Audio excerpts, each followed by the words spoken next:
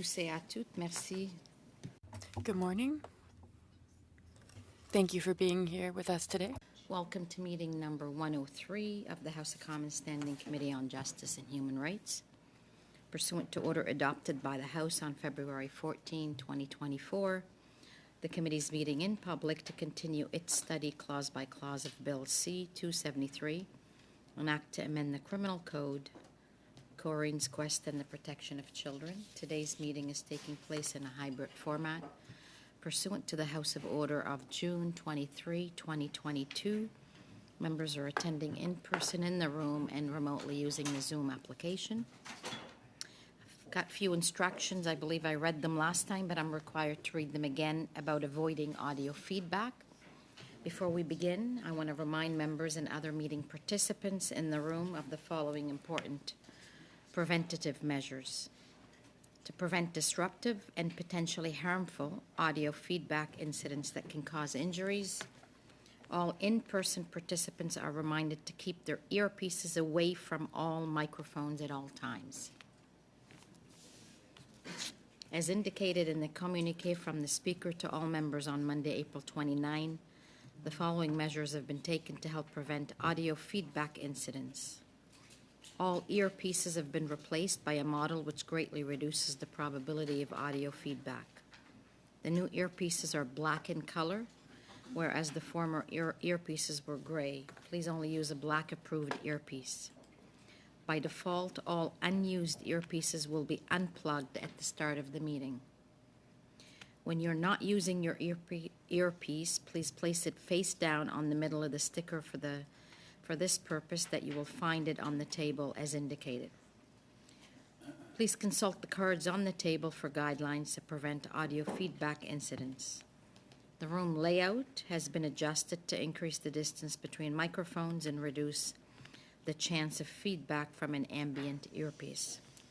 These measures are in place so that we can conduct our business without interruption and to protect the health and safety of all participants, including the interpreters. Thank you for your cooperation.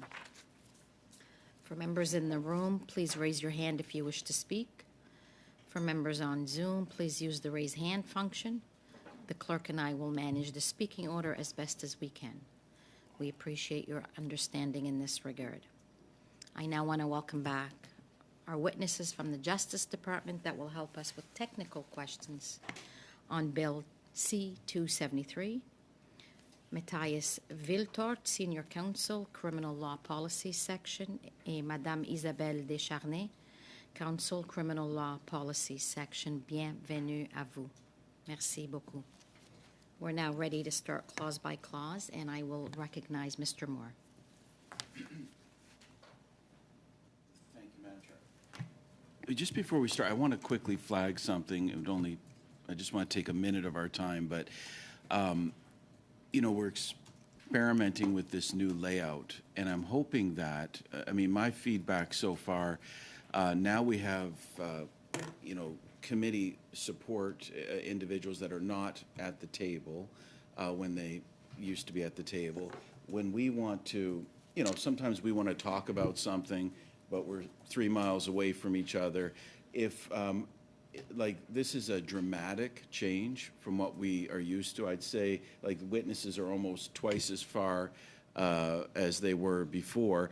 So if, as we review this and we get feedback on it, if there's any way to have it somewhere between where we were and where we are, if that would still accomplish the goals we have on audio feedback, I would certainly hope that we're quickly, clerk, that we're quickly providing feedback on this process. Because to me, there may be an upside on the audio, but there's definitely a downside in the experience. And I know sometimes we have a number of individuals that want to watch committee proceedings. Like we've had some meetings where maybe 4 or 5 rows are taken up of individuals that want to watch, and this format certainly limits that as well. So that's just, I know we've only done it a couple times. That's my initial feedback, and I don't know if there's a process to provide that, but that's my 2 cents. Thank you, Mr. Moore. And it is the second time that we do it at this meeting. It started Monday, and there is a process, actually, as a member of the liaison committee. They called a meeting yesterday, pretty quickly to get feedback from chairs, and I'm sure they'll do it again because it is a new process. So quite frankly, I appreciate, as the chair of this committee, feedback from members so that when they do that again, because they will, I'll be able to report what members are telling me. And I appreciate that you like all the members to be close together.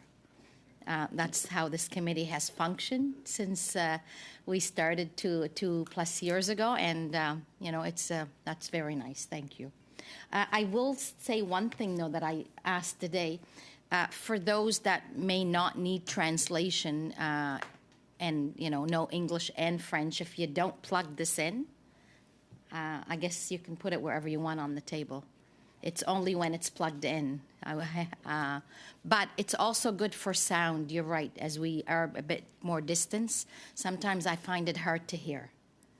So it's also good to plug it in and put it in your ear because it's hard to hear others, especially if there's other members or speaking at the same time over each other. So thank you very much.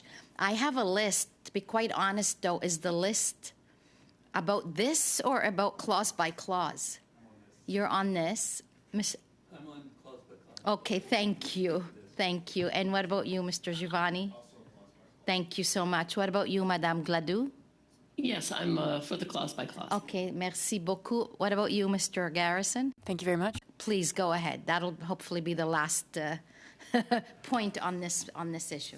For sins in my past life, I am a member of the liaison committee, and the process, the debate was quite fulsome yesterday, I can assure you, and lots of these problems were raised, including the ones that you mentioned, including my pet peeve as someone who uses my left hand and left ear. This is never getting way over here on my right. I can guarantee people that. And other practical problems. So a number of those were raised, and it was acknowledged that this is an experiment in trying to reduce the threats and that we're going to do our best to make sure that interpreters are safe. But this is a work in progress. This is not the final solution. Thank you. All right. We will now commence. Let me give you some instructions, although I'm sure you're all very learned in how we do clause by clause. But so we are now going to continue with the clause where we ended off last time.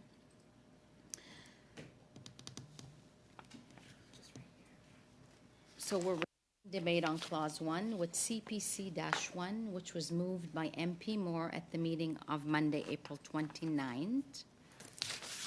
And so I will now go, is this one? So just resuming debate.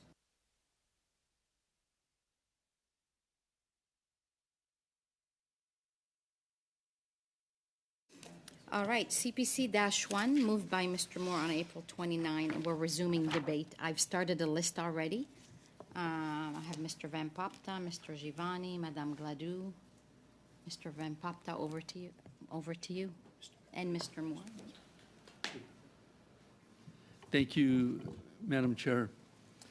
So just to put this in perspective, today at Justice Committee, we were supposed to have be starting our study on anti-Semitism, which is an issue that is front and center in Canadian society today, given noisy, disruptive, and even violent protests and encampments, celebrating the atrocities of Hamas against innocent Israelis on October 7, 2023, and denying Israel's right to defend itself against an enemy dedicated to its destruction.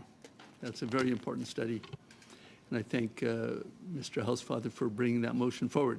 So instead, today we are continuing our study on the private members bill that would repeal the section of the criminal code that says teachers and parents can use reasonable force in limited circumstances to restrain, control, or express symbolic disapproval of bad behavior. This is not corporal punishment, as we heard from several witnesses, but that's what the topic is about.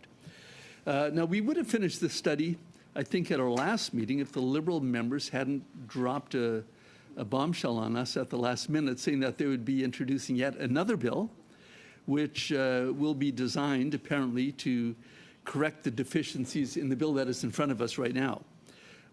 So they're recommending, I believe, that we approve this flawed piece of legislation and that they will fix it later. How much later, we don't know. How are they going to fix it? We don't know. I think they're just telling us, trust us. So, Madam Speaker, I in good conscience cannot support flawed legislation on a promise that maybe things will get better in the future.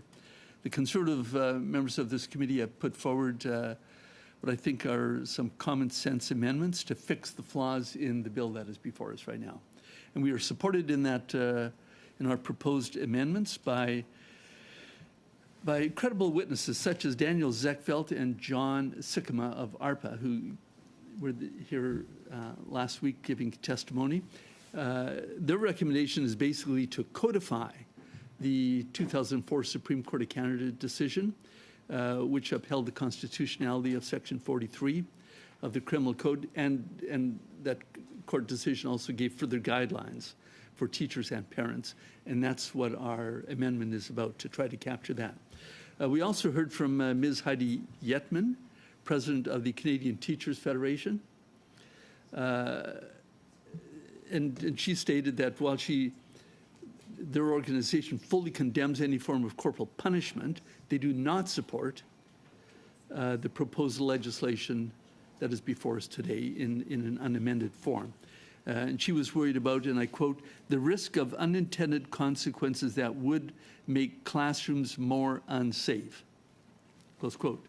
We also heard from Dr. Lisa Kelly, law professor at Queen's University. And she looked at this issue more from a parent's perspective.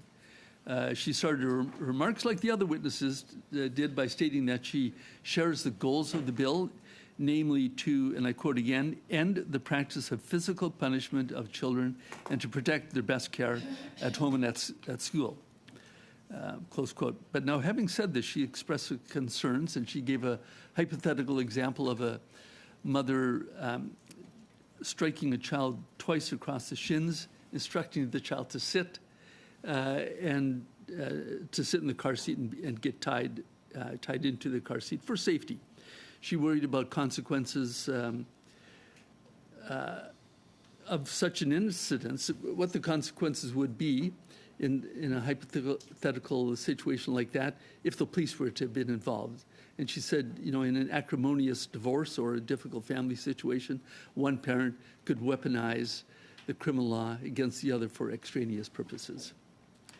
And so that's why she was saying that Section 43 needs to remain. Now, I think it's helpful to quote just one sentence from the Supreme Court of Canada decision. This is what Chief Justice McLaughlin said about Section 43, the section that this private member's bill would repeal. She said, the reality is that without Section 43, Canada's broad assault law would criminalize force, falling far short of what we think of as corporal punishment, like placing an unwilling child in a chair for a 5-minute timeout, close quote. And that brings me to our amendment, Conservative motion number 1. It is essentially, as I said, a codification of this Supreme Court decision, something Parliament, in my opinion, should have done 20 years ago. And maybe that's what the Liberals' new bill is going to address. But I would say rather than wait for a future bill, which may or may not come, I would urge all the members of this committee to vote in favor of Conservative motion number 1. Thank you.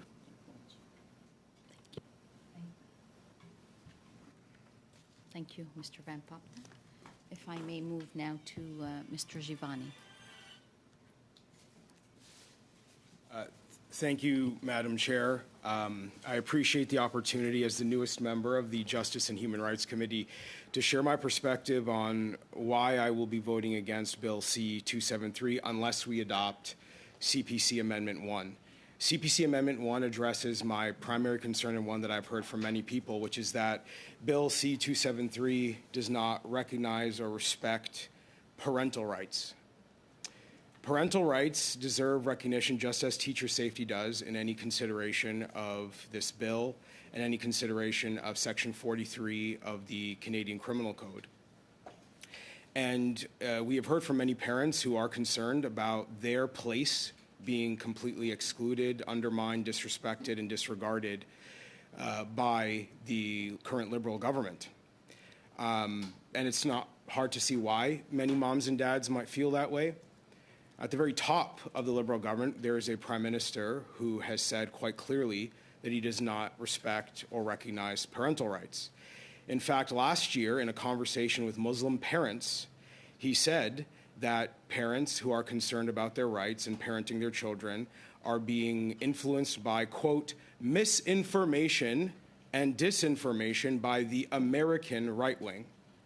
And these comments could have been made just as easily to Christian parents, Jewish parents, Hindu parents, or Sikh parents. There's a fundamental disrespect that the Prime Minister has for the rights of moms and dads. And it's not just the Liberal Party that has this chronic ideological problem. We have a member of our committee here from the NDP, Mr. Randall Garrison, who also said less than a year ago, there's no such thing as parental rights in Canada. This is not just morally incorrect. It is also factually incorrect. The most relevant Supreme Court of Canada decision on Section 43 of the Criminal Code from the Supreme Court of Canada says quite clearly that the legislative purpose behind Section 43 is parental rights. It is not an American right-wing idea.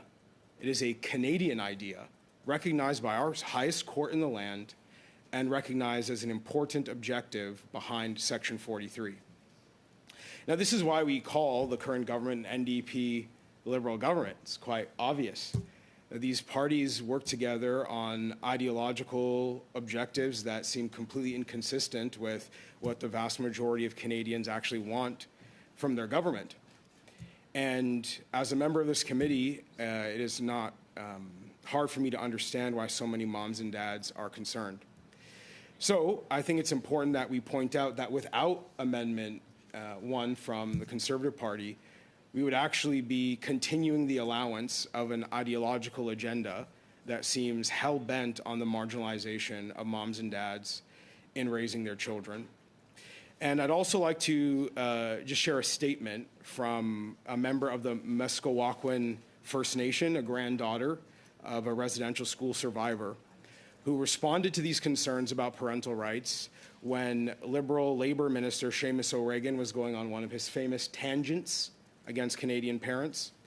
Ms. Mbarki said, and I quote, "I am always very skeptical when the federal government gets involved in saying how parents should parent.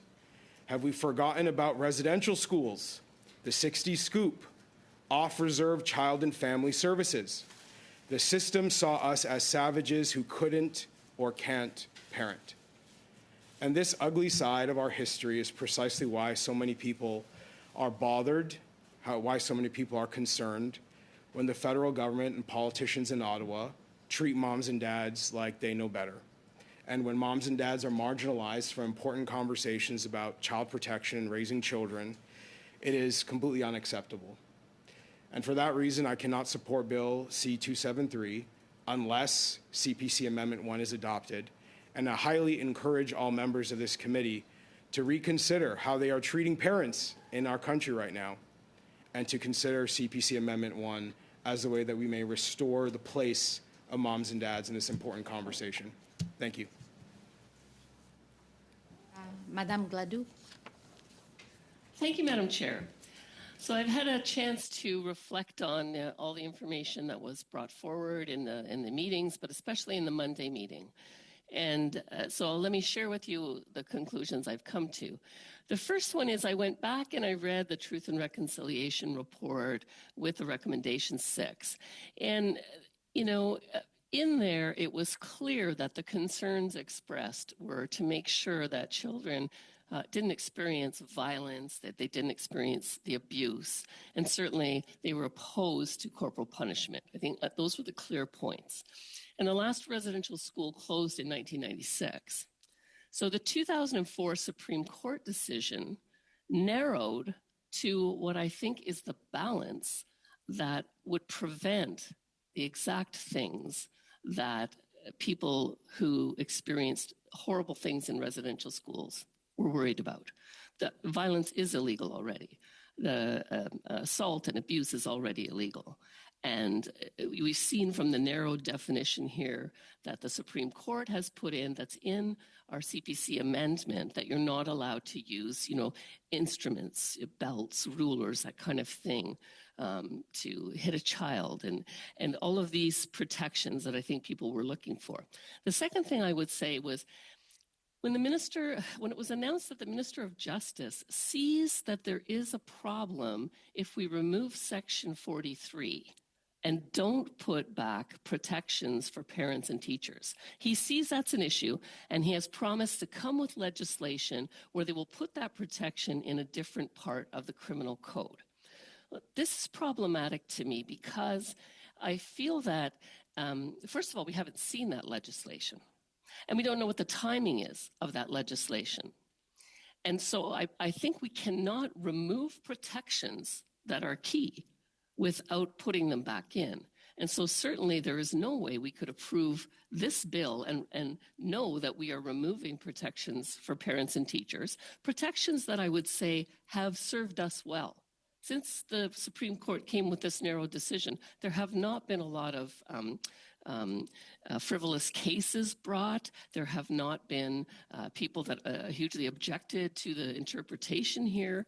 And so until such time that the government could come and bring a bill that would add that protection somewhere else and remove it in Section 43, I cannot, in good conscience, support Bill 273. I think we heard lots of testimony from teachers, and I've certainly heard from parents across the country that, they believe in the use of reasonable force in the raising of the children, in protecting children one from the other as they get into their various scuffles. And so that is kind of where I've landed after somber reflection. Thank you, Madam Chair. Mr. Moore? Thank you, Madam Chair. I think that my Conservative colleagues have said very well some of the really important reasons why, unless CPC 1 is passed, this would be an extremely dangerous direction to go in. If I had to sum it up, it's that, government knows best. Families, teachers, they don't know what they're doing, but this Liberal government does. And this bill, I want to be very clear about a couple things for Canadians that are interested in this legislation. This legislation, Bill C-43, only applies to teachers and parents.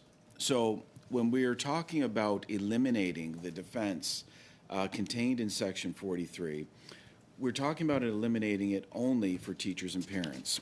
I have to mention, Madam Chair, since 2015, murders are up 43% in Canada. That's the highest rate in 30 years. Gang-related homicides are up 108%. Violent gun crimes are up 101%. Sexual assaults are up 71%. Sex crimes against children are up 126%.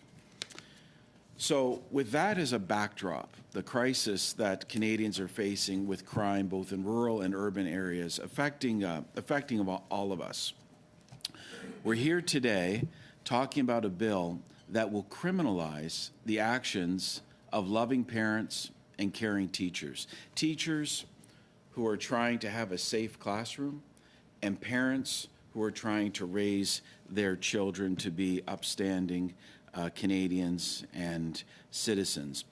And you don't have to take my word for it. We had witness testimony from Teachers Federation, from experienced classroom teachers, who said to us at this committee that without the protection of Section 43, when there is physical conflict in their classroom, such as two students beating up on another student, the advice given to teachers would be to not intervene. Now, some teachers may intervene. It will be now at their peril. Why? Because of the passage of this private member's bill that eliminates a defense that is available only to parents and teachers. Now, when it comes to parents, individuals have tried to minimize the impact of repealing Section 43.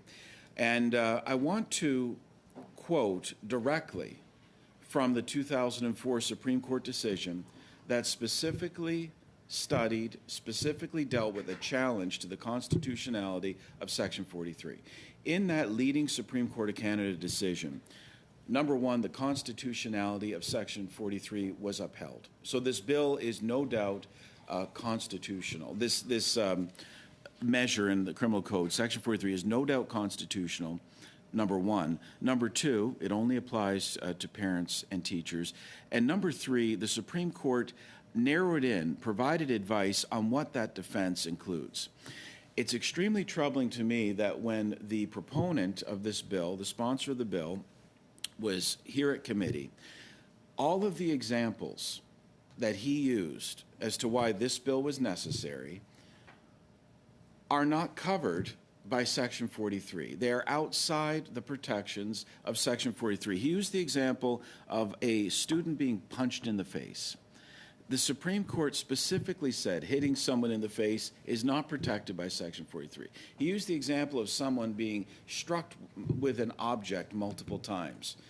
Again, the Supreme Court specifically said that hitting someone with an object is not protected by Section 43.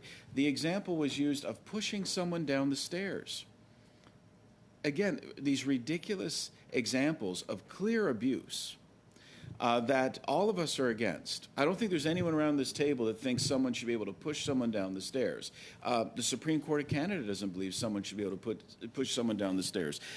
This is the basis on which this private member's bill was brought forward. It's completely based on misinformation, but the consequences are real. And I want to read directly from Chief Justice Beverly McLaughlin, writing for the majority in this 2004 Supreme Court of Canada decision, where they warned Parliament 20 years ago that if they remove Section 43, parents would be criminalized and families will be ripped apart.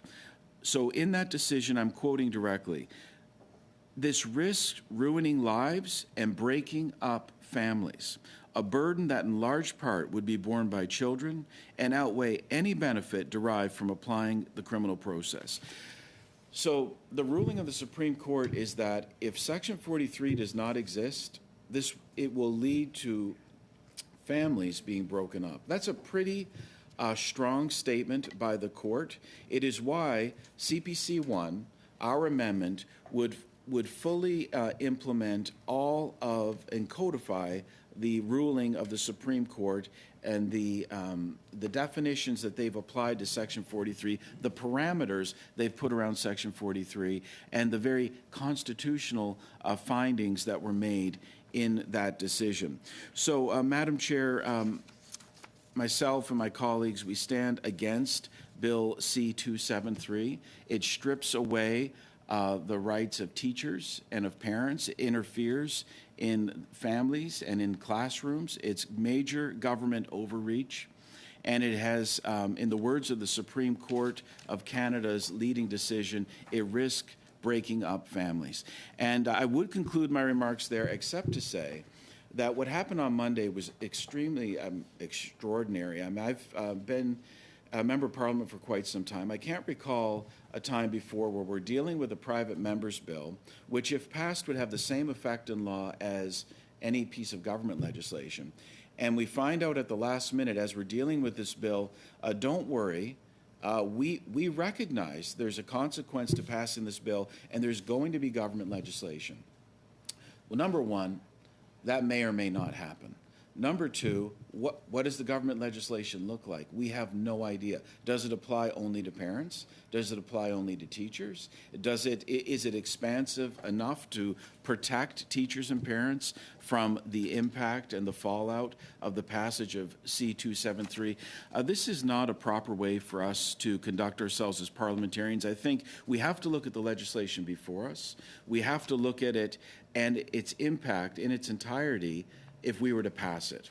So if we were to pass this bill, And I urge members around this table for the protection of parents and teachers that we pass CPC 1.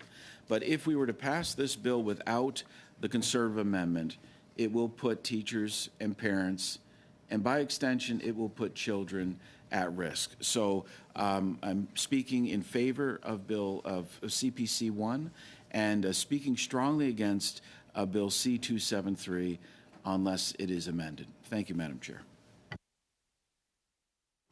Mr. Garrison. Thank you very much, Madam Chair. I don't want to prolong the debate on this. I have heard from numerous stakeholders, I guess I'll call them, who are interested in this bill since Monday. And there are, I think, safe to say, somewhere around 90 letters have been directed to the committee. And there's three themes in most of those letters. One of those is, of course, that this is recommendation number 6 of the Truth and Reconciliation Commission. And most organizations around this table and at the national level are committed to advancing truth and reconciliation. And we are in danger in this debate of substituting our opinions about the effect of Section 43 for those clearly stated opinions and understanding of the section which come from Indigenous people. So I think that's a danger here, and that not passing this bill does not advance reconciliation. The second thing is the Conservative amendment, which we're speaking to now, actually says that use of force can be used to educate and correct children. And we know that all the research on child psychology shows that this is not an effective way of dealing with kids. And that, in fact, what use of force with children does is to teach them that when frustration occurs, the proper response is violent or force. And when Mr. Moore talks about the great trends in society, I would argue that this section actually contributes to the increasing violence we see rather than solving it. And the third thing that they clearly say in most of these letters is that children have rights, and that in Canadian law, especially Canadian family law, parents have a responsibility to support and affirm their kids. And use of force against children is not a way of supporting and affirming kids.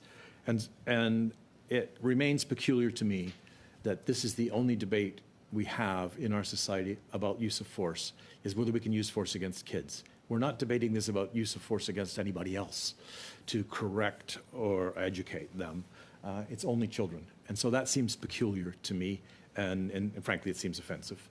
And so while I understand some of the concerns that Conservatives have raised, I believe it's incorrect to say that teachers opposed repeal. I think they said very clearly they supported repeal. They had concerns, and the government has agreed to address those concerns. That's how we got to where we are today. And so I'm hopeful, in the spirit of advancing reconciliation, that we can finish our work on this bill today, and that we can pass this bill and move on to other important things which other members have mentioned that this committee needs to deal with. But there is a broad national call for action to implement Truth and Reconciliation Commission Call to Action number 6. Monsieur Fortin, parole est à vous. Merci. The floor is yours, Mr. Fortin. Thank you, Madam Chair. I have some questions for our witnesses today, if that's all right. Firstly, I'd like to know if they could clearly explain some things to us. The goal of Bill C-273 in repealing Section 43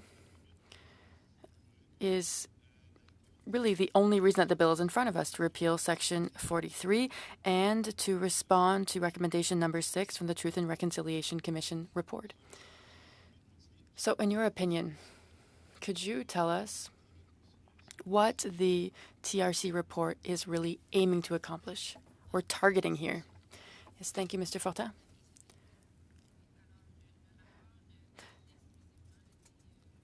So the report is focusing on physical and sexual abuse in institutions, so we're not necessarily talking about residential schools. The 2015 report is targeting any type of physical and sexual abuse. So recommendation number 6, if I go off of what you're saying, targets which physical and sexual abuse? Who, where, when? Could you specify, please?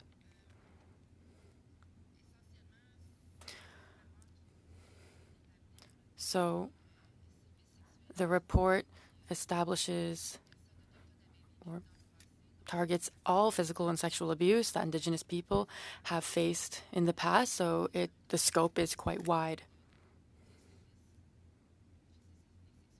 So recommendation number 6 is talking about physical and sexual abuse. Sorry, Mr. Fortin, if I could just add something here. Essentially, it's looking at the use of violence, so corporal punishment, in residential schools. But also, more broadly, how can I put this? Section 43 would normalize the use of physical violence, corporal punishment. And so in my understanding, recommendation 6 is focusing on this corporal punishment. Okay. So I've understood that we're referring to physical and sexual abuse. You said we're referring to what happened in the past, broadly. So I'm assuming we're talking about the beginning of Canada as a country up until today. And the report is from what year? 2015. So from 1867 to 2015, we're talking about all the sexual and physical violence that Indigenous children have faced in schools. Is that the case? That's correct. Yes. So physical and sexual violence inflicted upon Indigenous children by any teachers or personnel in these schools. And is this in alignment with the calls for action from the TRC? Well, call to action number 6 calls for the repeal of Section 43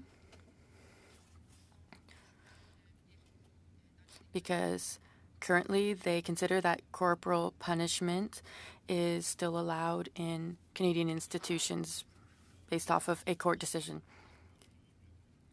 So you may not have the answer, and I would understand if that's the case, but if you have read the reports, I was wondering, were they referring to physical and sexual abuse on a broader scale for all children across Canada, or are they specifically referring to, and I'm not trying to undermine this unacceptable situation, but are we speaking only of sexual and physical violence against Indigenous children in residential schools or all children throughout Canada? So the TRC report focuses only on children in residential schools, so Indigenous children. It's not more broad than that. Okay, thank you. Another question. So I know you've heard the debate that we've had recently on this issue.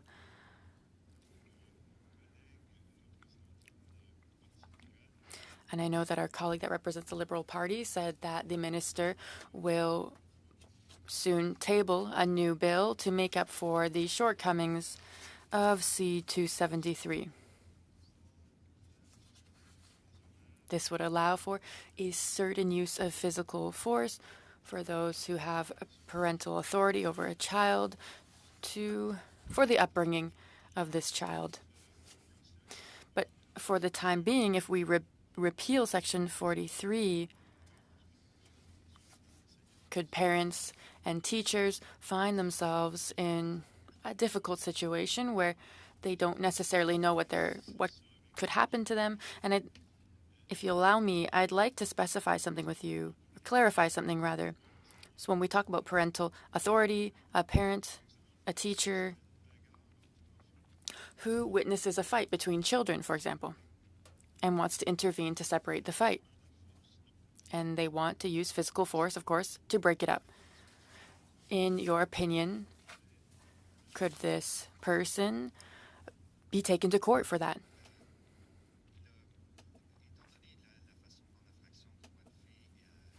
So looking at the way we establish assault, it's quite broad. So yes, this type of situation could lead to criminal charges for assault. That depends on the case, the facts that we're looking at, what happened to the child. So the Crown would have their own discretion in this case in terms of their decision on the charges.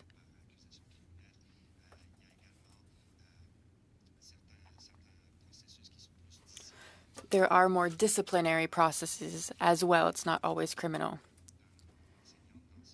But yes, in this case, a teacher could face charges in this case. Now,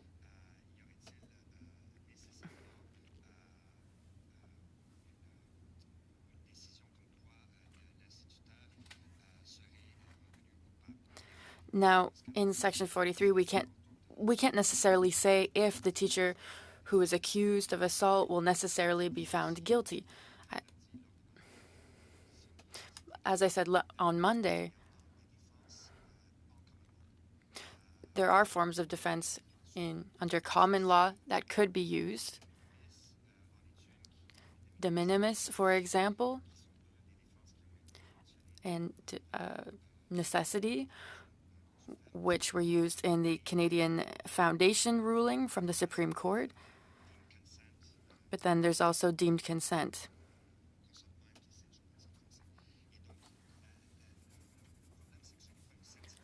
The problem here is that I'm unable to respond to your question with certainty. What would happen in every case to a teacher in the example that you shared, whether or not they would be found guilty for having used this physical force. When we look at Section 43, it would apply, but the judge at the end of the day in the Canadian Foundation ruling took into account these common law means of defense that I just mentioned. If, for example, we have a child who is causing problems in a classroom and the teacher would like to ask the child to leave the classroom, the child doesn't go out, and maybe he wants to grab them by the arm to escort them out of the classroom. In your opinion, could this teacher be charged? It's essentially the same answer that I gave to your previous question, Mr. Fortin. It depends on the specific facts of the case, so I can't be sure, but it's essentially the same situation that applies.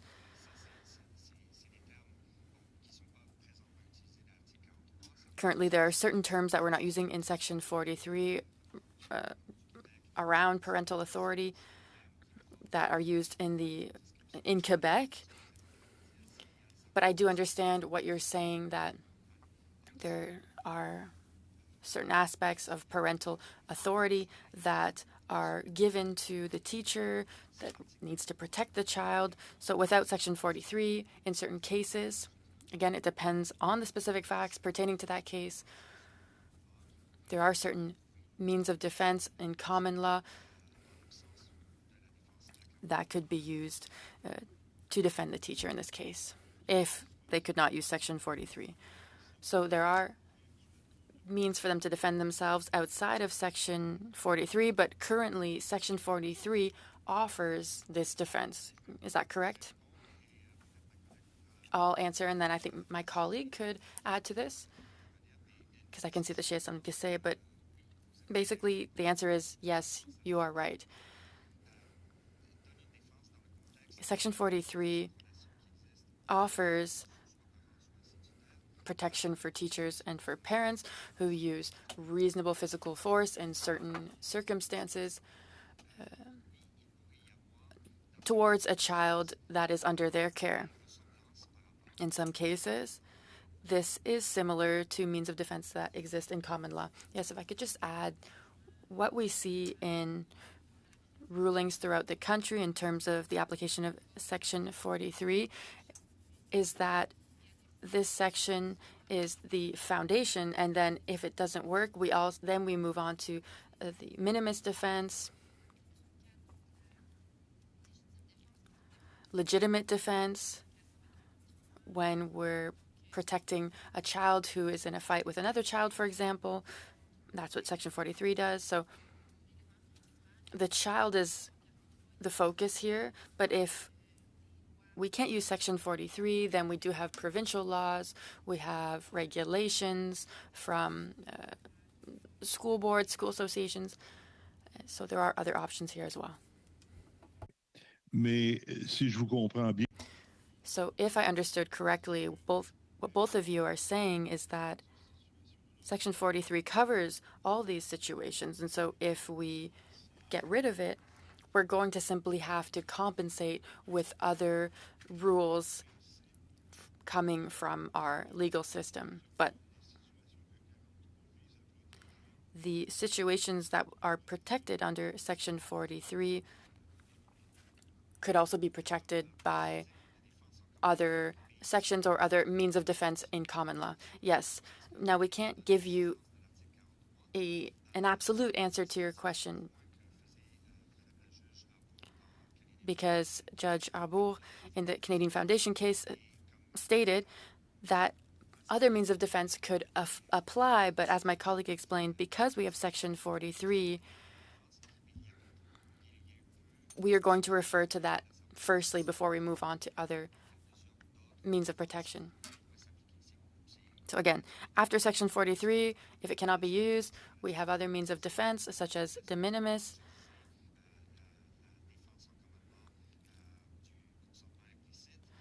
We have implicit consent that could apply as well. But we would need to see an evolution of case law. So, of course, I have many different situations I could bring up. I don't want to waste our time, but imagine we have a child who is causing problems and we want to use some physical force to maybe make them sit down. Essentially, the person exercising parental authority in this case has several means of defense. Yes, so the court will take into account the facts that they have on the case. For example, if some witnesses may say that, oh, they simply gently touched the child on the shoulder. Others may say that they used more force than that. They're going to listen to witness testimony, but then there are other means of defense that would allow for a more fair ruling on the force that was used against the child. So if I've understood correctly, a teacher or a parent that intervenes in a fight or that removes a child from a room with anger, with excessive force disproportionate to what is needed, would not be protected by Section 43. That is correct. That's what we have found in the Canada Foundation ruling. The excessive use of force is not protected under Section 43. Now, do you have any examples of situations you could show me? Different examples of case law where an individual has used disproportionate amount of force against a child to, for example, break up a fight between two children and used anger and excessive force to remove a child from a classroom. And has this been recognized by a court as being protected under Section 43 in the case where there was an excess of physical force? Was it protected by Section 43? Do we have any case law for this? So you're asking of a case where Section 43 was applied for excessive force? No. There are cases where the defense was stating that the force was not excessive. I have a case from December 2023 in Ontario where the witness said that the child was grabbed in an aggressive manner, that the person using the force seemed to be quite angry, and the accused and other witnesses said that this was done in an appropriate manner, respecting the rules.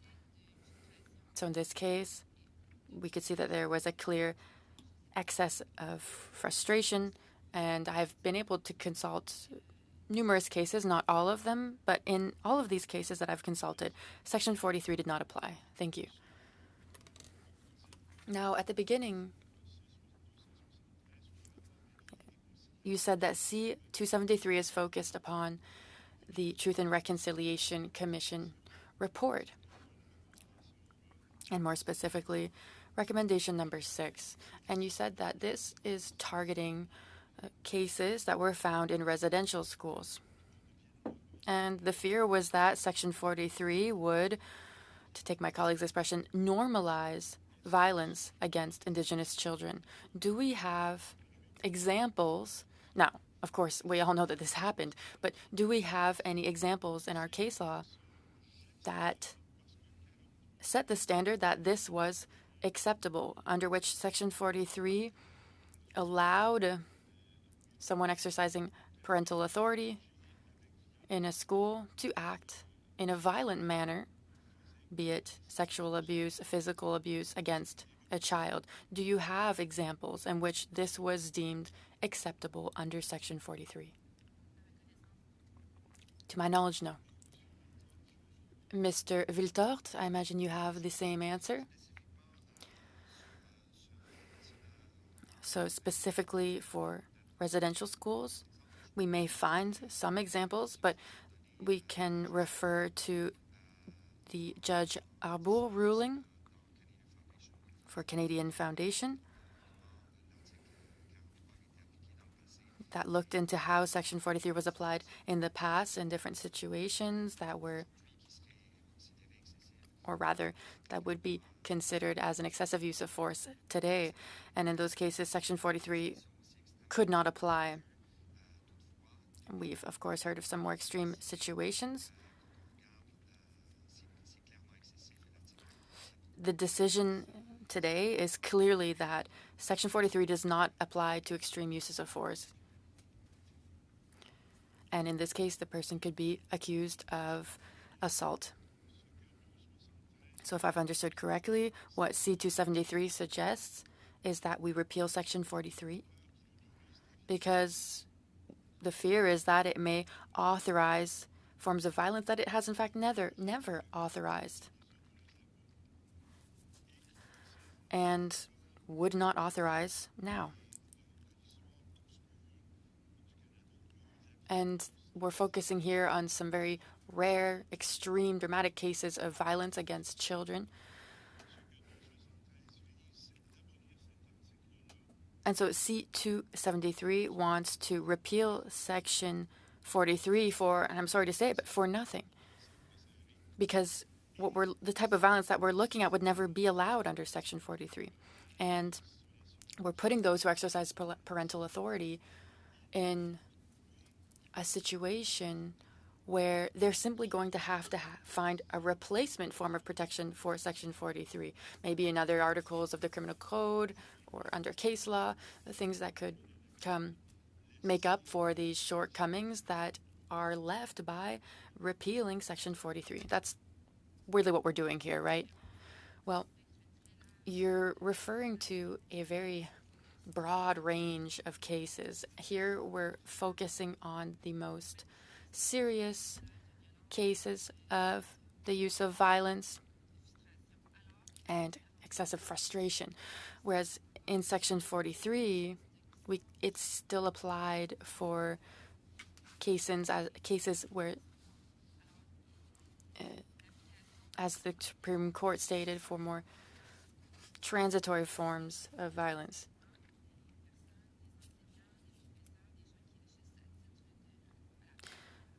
And this applies to those who are exercising parental authority or parents themselves who are not using excessive anger or frustration, who are not touching the child's head, and who are using a certain controlled form of physical force.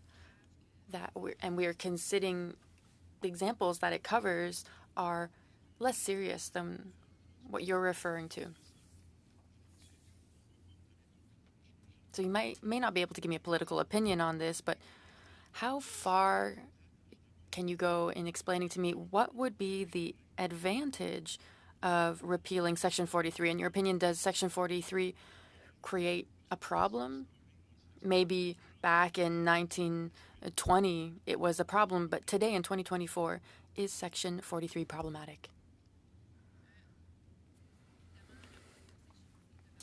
Now, of course, I cannot give you any legal advice this morning, but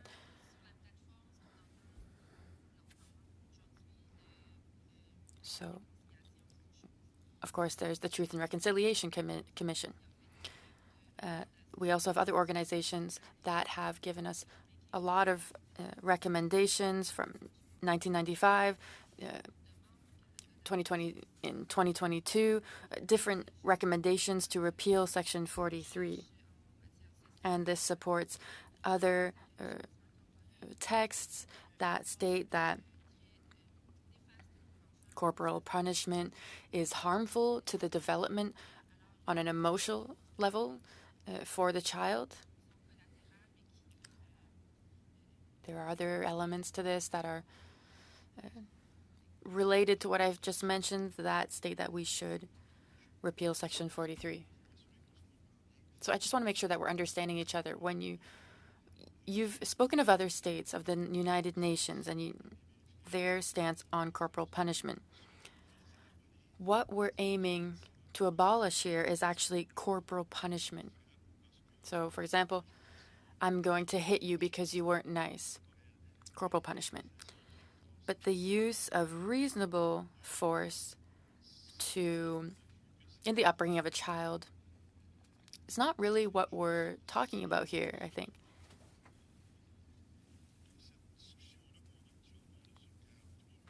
Of course, this is at the heart of our discussion on Section 43. I think, of course, corporal punishment 100 years ago might have been acceptable, but of course it's not today. We agree on this, but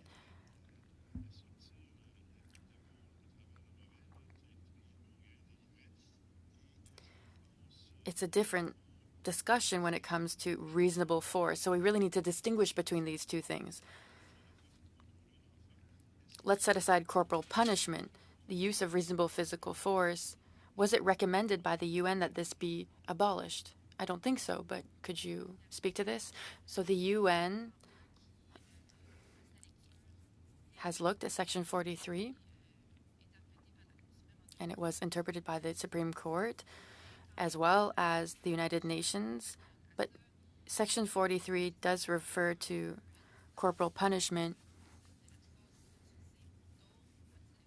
But then we have the use of force for other motives, the use of force to punish the behavior of a child, use of force to protect against pain or discomfort. So the UN states that we need to remove corporal punishment, correct? Yes, that's correct. And so the Bloc Québécois amendment that was tabled and was not adopted does respect the requirements of the UN, to take some trendy words, uses common sense. Because, of course, we want to abolish corporal punishment. Everyone agrees. But, Mr. Villetort, could you speak to this too? No, I agree with my colleague on this. I don't think I have anything to add.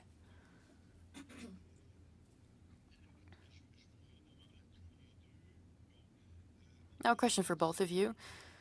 We're in a situation where, likely, given the numbers that we have, the number of Liberal and NDP members who have decided to support 273, based upon the idea that the minister will later table an additional bill. Do you think that the minister could save us later from this? What provisions would this require to protect parents when they use reasonable force in the upbringing of their children? In your opinion, where could we implement this new legislation and how could this be done? Mr. Fortin, I can't speak to this. The questions of how and when, the restrictions on this, these are questions that you should ask the minister. Now, generally speaking,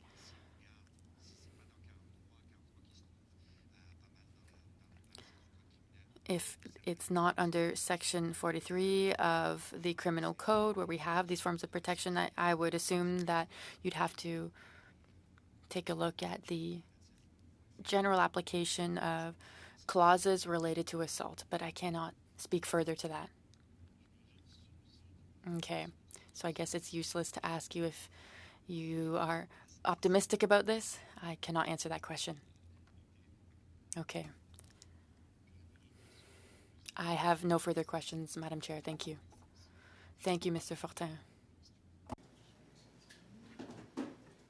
Yeah, just quickly, Madam Chair, very interesting questions from Mr. Fortin, and one thing I wouldn't want people to be left with any illusion on this is the common law defenses that are sometimes referred to as, by some witnesses. It's almost like, well, don't worry. If we take out Section 43, there's other common law defenses, other defenses in the criminal code, or an even bigger worry is, don't worry, we're going to bring in some new amendments to the criminal code at some future point. Those common law defenses and other possible defenses that are in the code, they were in the code in 2004 when the Supreme Court ruled that, and I quote, removing Section 43, quote, risk ruining lives and breaking up families, a burden that in large part would be borne by children and outweigh any benefit derived from applying the criminal process. So any suggestion that there's other defenses in the code that should we recklessly remove Section 43 would somehow pick up the slack is refuted by the Supreme Court itself, which highlighted in the majority decision the risk, the very high risk to families and to teachers of removing Section 43. I just want to point that out because, to my knowledge, there's been no new defenses added to the code that would somehow apply that didn't exist prior to that Supreme Court decision.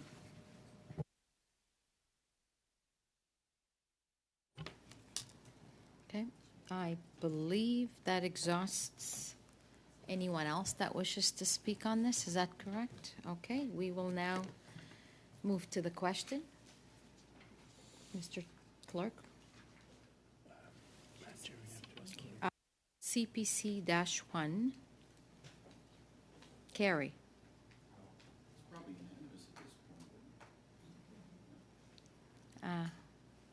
Yes. You want to vote? Yes. Mr. Clerk?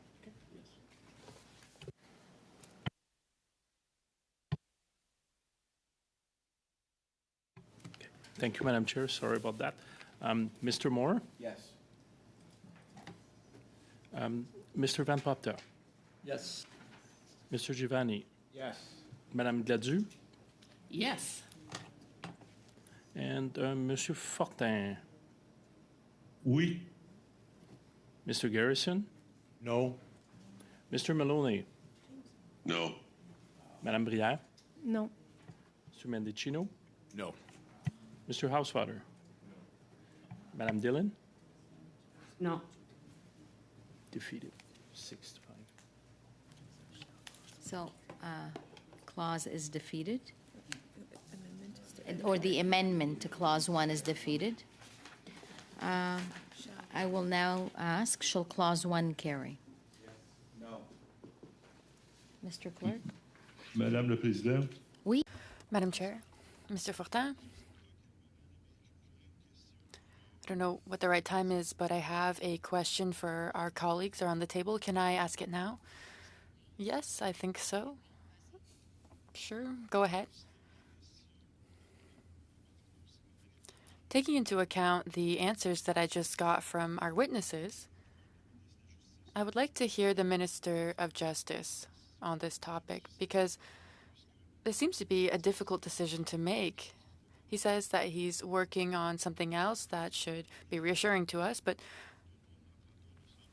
I would like to be comfortable in voting on this the way others have, but I'm not. So could we ask the Minister of Justice to appear at committee at our next session for 45 minutes, and then we can take our vote on C-273, because at this point, the minister's intentions really determine how we're going to vote on C-273.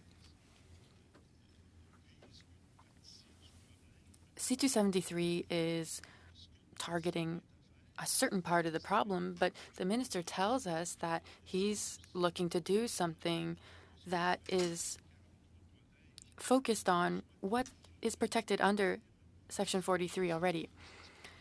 So I think it would be helpful for the minister to come share his perspectives and his plans surrounding this. So I suggest that we suspend this vote and hold off until our next meeting, that the minister come for half an hour at the beginning of the meeting to explain the work he plans to do, to hopefully reassure us on what's happening. Thank you, Mr. Fortin. Do we have unanimous consent, colleagues? No? I'm seeing it's a no. Mr. Moore, yes? I agree 100% with Mr. Fortin on the issue of needing to hear from the minister. There's a recognition by the Supreme Court that simply eliminating Section 43 puts teachers and parents at risk. There's an acknowledgement from the Minister of Justice, apparently, we've heard through Mr. Maloney, the parliamentary secretary, that he too recognizes that there is risk with eliminating Section 43, and he has, we understand, suggested that he would be bringing in legislation. For us to properly proceed on this private member's bill requires us to know what that legislation looks like. It requires us to know the timing around the coming into force of this legislation and the timing of the coming into force of the other legislation should they both pass. So I want to make one thing 100% clear. This bill is extremely problematic. There's been much concern raised by committee members and especially by witnesses and by the Supreme Court. And we have had really a big surprise dropped on us on Monday when we heard that the Minister of Justice acknowledges that this is a problematic bill and would be bringing in government, presumably government legislation. I agree that we should quickly, as we had scheduled, I agree we should quickly move to our study on anti-Semitism on Monday. That this bill is not ready. The committee has not heard from the minister. The committee has not heard from departmental officials on the content of the new justice legislation that may be coming to respond to the fallout from this bill. So I want to make it extremely clear that we should be moving on Monday, regardless of what happens with a Bill 273, a flawed bill that's out of touch with teachers and parents in this country. Regardless of what happens with it, we need to move on with our agenda. And our agenda should be that on Monday we begin Mr. Housefather's study on anti-Semitism. Just look at your phone, look at the headlines, turn on the television, and you will see that this is a massive issue across the country right now. That's why we have agreed as a committee unanimously to study Mr. Housefather's motion, and that's why I believe we should be studying Mr. Housefather's motion on Monday. And I want to be, I think we should all be in agreement on that. So, Madam Chair, I am moving a motion at this time that we begin our study on Mr. Housefather's motion on anti-Semitism on Monday and Thursday of next week. Mr. Moore, I think we have to complete what we're completing first before I can entertain a motion on another topic. So just allow me to. don't think so. I think so. But let me hear from Mr. Maloney. He also has his hand up. Thank you, Madam Chair. I was going to make that very point. We are doing clause by clause. This motion Mr. Moore is proposing is out of order. There's a very simple path forward to get on with this study, which we all agree is top priority, very important, which is why Mr. Housefather brought it forward in the first place. The only thing between us and that study is ongoing conservative obstruction and filibustering this piece of legislation. We can vote on this bill now. We're on clause by clause. We are 2 votes away from getting towards that study. And I also want to clarify, for the record, a number of times Mr. Moore and others, at no time did I say on Monday, when I made reference to the minister's intention, did I say the support passage of this bill created a void or created a situation that was problematic. What I said was the minister was committed to working towards a goal of achieving something in the spirit of what the teachers had proposed. So I want to set the record clear on that. And the final point I want to make is to a number of comments that were made today by members of this committee to suggest that any member of parliament, any member of this committee does not support parental rights is outrageous.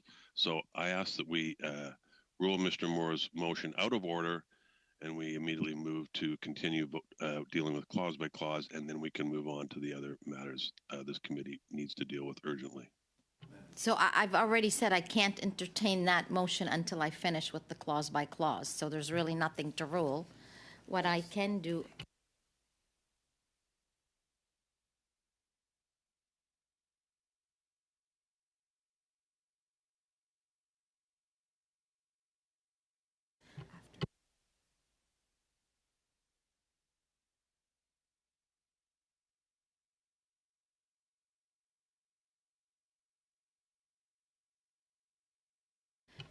So as I was reminded, and thank you for having all kinds of advice here beside me, I've already asked shall clause 1 carry. So until that is determined, I can't entertain any other motions. Yes, Mr. Moore. No. Yeah, so on that, I think your ruling is that we have to deal with clause 1 before you can deal with the motion, not that we have to deal with clause by clause, because we could have a 300 clause bill and not being able to entertain motions till it's over is would be problematic. Now I have to respond to what Mr. Maloney said.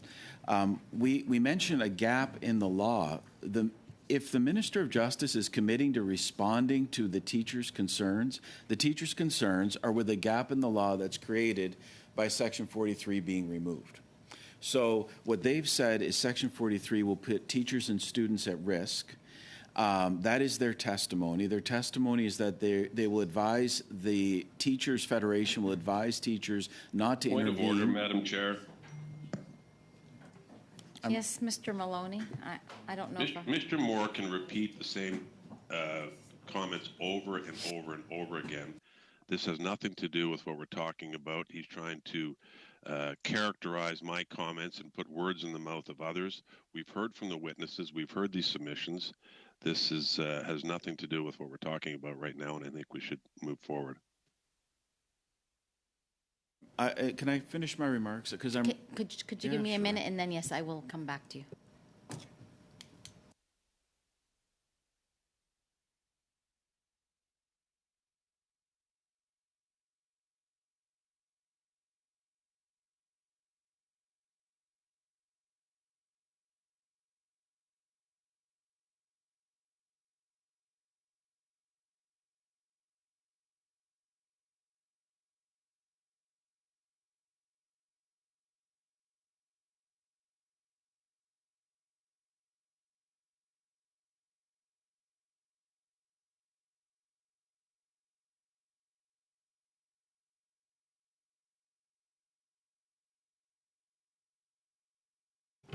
Okay, please go ahead.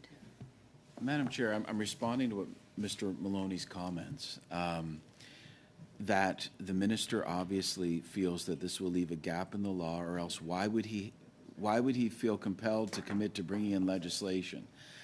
So that is the point, and that is the concern, and that's the foundation for the basis that this bill is not ready to be passed. The other thing that's extremely troubling for me, and Mr. Maloney basically said the quiet part out loud, and that is somehow that the Liberals and NDP are using the passage of an extremely problematic and controversial private members bill that is completely irrelevant in the context of the Supreme Court decision to hold up Mr. Housefather's study on anti-Semitism, which is urgent, which is timely. So that's what's happening. I mean, it's been said, and I want to be crystal clear that if we do not study the motion on anti-Semitism, we should begin our study on Monday on that motion. We're not going to allow members to use this private members bill, extremely flawed private members bill, to delay that study. So if we're not studying the motion on anti-Semitism on Monday, it's because the Liberals and NDP don't want to study the motion on anti-Semitism on Monday. It is that clear. There is no rule. There is no rule. If members would like to point me to the rule that says we have to complete our study on this before we can study the anti-Semitism motion on Monday, I would love to see it. But the fact is, everyone around this table knows there is nothing preventing us from that study, and this is an attempt to blackmail committee members into moving on to a study by passing an extremely flawed bill. Madam Chair, it's out of order. Okay, Mr. Moore, listen. Okay, Mr. Maloney, was there anything else on that point? Because I do want to move on. I've already made my decision. If somebody wishes to challenge me, please go ahead. I welcome that. This committee has agreed unreservedly, if that's an English word, on a number of times that the study on anti-Semitism will commence when we finish this clause by clause. Nobody is not agreeing to that. We never put a specific date. In fact, I was trying to figure it out a date last time when nobody was able to agree. So we want to finish this study, this clause by clause, this bill that we are doing, because we do have important work to do other than that bill. And so I'm looking for everybody's attention here to continue so that we can do that. I've already made my decision. If anybody wishes to go against it, please say so. I have no problem. As the chair, I welcome it.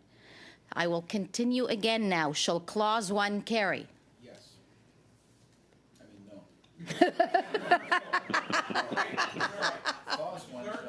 I think he needs unanimous I actually heard yes, too. Call the vote. All right, we'll call the vote. Thank you. Okay, thank you, Madam Chair. The vote is on Clause 1. Mr. Maloney? Yes. Madame Brière? Oui. Monsieur Mendicino? Oui. Monsieur Housefather? Oui. Madame Dillon? Oui. Mr. Moore? No. Mr. Van Popta? No. Mr. Giovanni? No. Madame Gladue? No. Monsieur Fortin? Oui. Mr. Garrison? Yes. Yea 7, nay 4, carried. Thank you very much. I have a new clause, too, and I'm going to ask the member to move G-1. Madam Chair. Madam Chair. Yes, Mr. Moore? All right. Now, subject to your, in compliance with your ruling, we've dealt with that motion.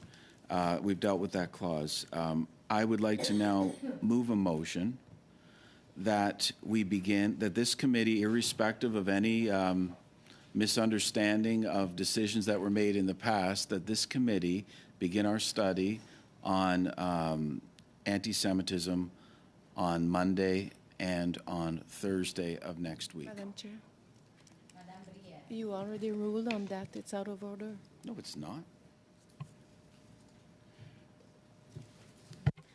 I have, and I'm not going to allow this particular motion on specific dates because I know from speaking to committee members, I cannot give a specific date to the study because there's things we have to Point of decide before we can start the study and call the witnesses.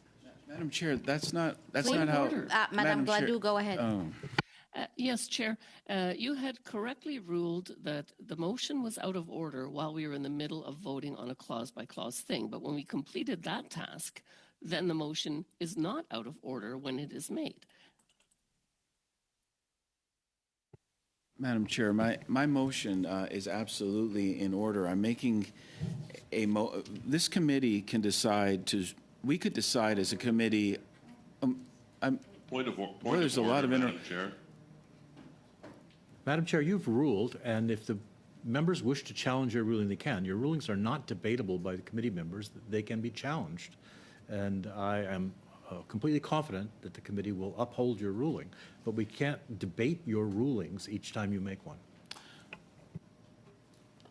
I agree with that. well, what is, Madam Chair, what is your ruling? My ruling is I cannot entertain a motion on studying, we've already made the motion on studying. We will be studying on the date to start that because we are not prepared to do that until we finish this clause by clause. Well, Madam Chair, if I may, you're saying So, we listen. are not prepared to do that, No, yet no, I have a that's- motion. You're not speaking for us because we are not prepared to do that. My motion Point of order, Madam Chair. is that we begin study on Monday. And I understand why the Liberals and NDP don't want to vote on my motion because they're using the start of that study to leverage passage of this terrible bill. So, Madam Chair, my motion is 100% in order. There's no rule that says we can't adjust our schedule at any time. So, Mr. Moore, listen, I respect what you're saying. I do because I know you're a learned member of the committee, and I actually respect you. So that's pretty good. I can cite for you at least 3 legal reasons why I'm ruling you out of order. If you would like me to do that, let me suspend for a minute. I'll write them down and I'll read them. I actually have reasons that I can do what I'm doing. You've not given us 48-hour notice. This is a substantive. It has nothing to do with what I'm dealing with here, and I can go on and on. But if you'd like me to quote your sections or you'd like me to give you more facts or evidence, I'm happy to do that. I just need to collect my thoughts and consult with the team here. Otherwise, I would say, let's continue or challenge, and you can vote on it. I'm certain in my ruling. So, Madam Chair, is it your ruling that this committee could not decide to study the anti-Semitism motion on Point of order, Monday? Madam Chair.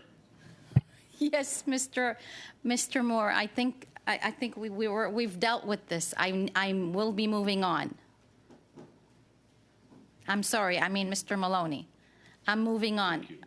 Was there something else? The issue at hand is as simple as this. He's asked for something. You've ruled on it. We don't sit there and debate the reasons after the fact. You don't have to justify it. You've made your decision. It's as simple as that. We need to move on. Otherwise, we could be here all day listening to what amounts to nothing more than griping and disagreement. We have a process. There's procedure in place. Let's follow it. So, Mr. Maloney, I'm asking if you would please move G-1 as the one who brought it in. Thank you, Madam Chair. So moved. Okay. Do you have anything to say on it? Or It's self-explanatory, Madam Chair. perfect. Shall G-1 carry? Madam Chair. Yes, Mr. Moore, and I think I see Ms. Gladue's hands up too. I've never heard a less enthusiastic explanation of a motion that it's self-explanatory. G-2, G-1 You know, Madam Chair, the reason I mention this is we have a bill that the government is now acknowledging is flawed, and the minister is committing to make amendments. So I would ask, why was one amendment, G1, put forward, and the other amendments were not? The answer is that the government feels that what's necessary to address the fallout of passing this legislation might fall outside of the scope of the bill and be ruled out of order. I think it would still be of benefit to committee members to hear about G1, but also, more importantly, have some kind of indication of what is going to be in the government legislation that Mr. Virani has said will be necessary to address the fallout of this bill that attacks teachers and parents. Teachers have raised a number of concerns about this bill. Mr. Virani has, I'm told, has heard some of those concerns, but this might be a good opportunity when the government has the floor on G1. This might be an opportunity to flesh out a bit more of what's going to be in this government legislation. Like, we're eagerly awaiting any kind of detail on what is in that legislation, because it's obviously the government feels it's necessary if this bill is to pass. And that's what apparently the government's asking us to do today, is pass this bill, pass this NDP private members bill that criminalizes parents or teachers, or else we will not study our own members' anti-Semitism motion. That's what, Madam Chair. That's what committee Point of members are order. being faced with today. I have a point of order, Mr. Garrison. Madam Chair, I've let this go several times, but it is against the rules of the House, which apply in this committee to impugn the motives of other members. And so Mr. Moore has used the word blackmail. He's used other things implying what the motivations members have are in supporting this bill. I unreservedly support this bill. I have no other motivations. I would very much like to move on to the study of anti-Semitism and Islamophobia, and it is out of order and a breach of privilege for Mr. Moore to imply that we have motives other than those which we have stated in this committee.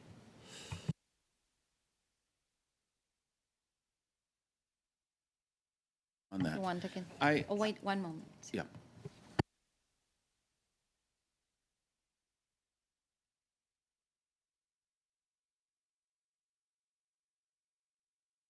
Mr. Moore. Yeah, Madam Chair, I'm not impugning the motives of any individual around this table who wishes to support this legislation. Like, if you want to support extremely flawed legislation that targets parents and teachers, that is your right, and as a member of Parliament, you're accountable for your decisions. I'm not impugning the motives of why someone would support this legislation.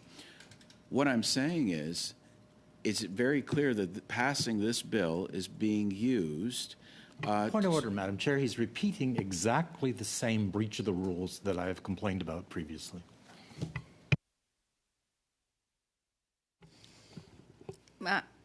He has a point, Mr. Moore. So, but if So, okay, if my point is wrong, then there should be no problem with agreeing that we begin the study on anti-Semitism Monday. If we're all in agreement on that, then I will drop this line of argument. I think, irrespective of what happens with this private member's bill today, that we should begin our study of anti-Semitism. I'm not framing that as a motion. I'm asking for members to agree that we begin our study on anti-Semitism on Monday. And if members around the table agree to that, then there's nothing to prevent it from happening on Monday. thank you for that, Mr. Moore. Madame Gladue. Thank you, Chair. So G1 says that the Act will come into force on 30 days after it receives royal assent.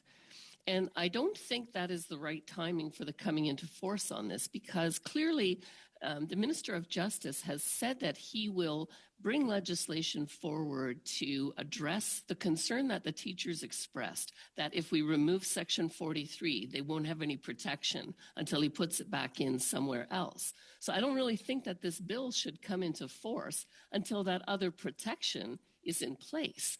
And so, I would be prepared to make an amendment if there's agreement to do that. But that's really what I'm thinking. You can't take away the protection and then leave it not there for some period of time. Really, you don't want Section 43 to come out until Minister Varani has had a chance to bring in the legislation to address the teachers' concerns.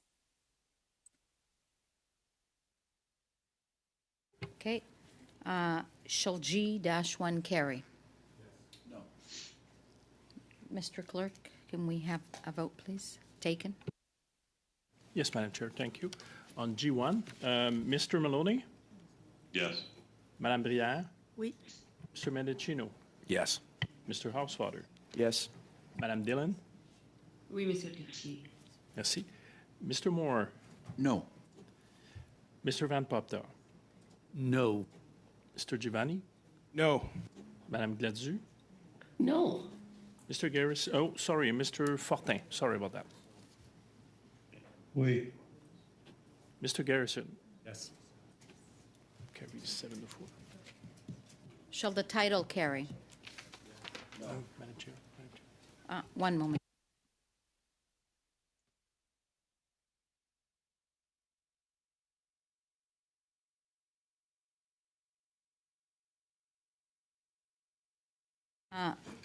So shall the title carry, Mr. Clerk? Would you please do the vote? Yes, thank you. Mr. Maloney, Yes. Madame Brière, Oui. Mr. Mendicino, Yes. Mr. Housewater, Yes. Madame Dillon, Oui. Mr. Moore, No. Mr. Van Popta, No. Mr. Giovanni, No. Madame Gladue, Definitely not. Mr. Fortin, Oui. Mr. Garrison, Yes. carries. The title is carried. Shall the bill as amended carry?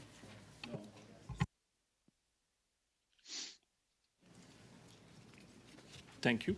Mr. Maloney, Yes. Madame Brière, Oui. Mr. Mendicino, Yes. Mr. Housewater, Yes. Madame Dillon, Oui. Mr. Moore, No. Mr. Van Popta, No. Mr. Giovanni, Nope. Madame Gladue, No. Mr. Fortin, Oui. Mr. Garrison, Yes. carries, Madam Chair. Shall the chair report the bill as amended to the House? No. By division? Or would you like a recorded vote? On division. Shall the committee order a reprint of the bill as amended for the use of the House at report stage? On division. Thank you very much. That concludes the clause by clause. First, let me thank all the witnesses for coming here to provide us support the last 2 days. Thank you very much. Members, I'm asking you not to move. Thank you to the members. We will now adjourn this meeting, and I am going to go in business in camera for those that wish to stay from the members. For those on Zoom that are members, if you would like to come back to the in-business meeting, a new link will be sent to you. Thank you. Suspension. We suspend, yes. Thank you. Oh, sorry, we suspend, yes. So meeting is suspended, witness is excused, and so is everyone else in the room.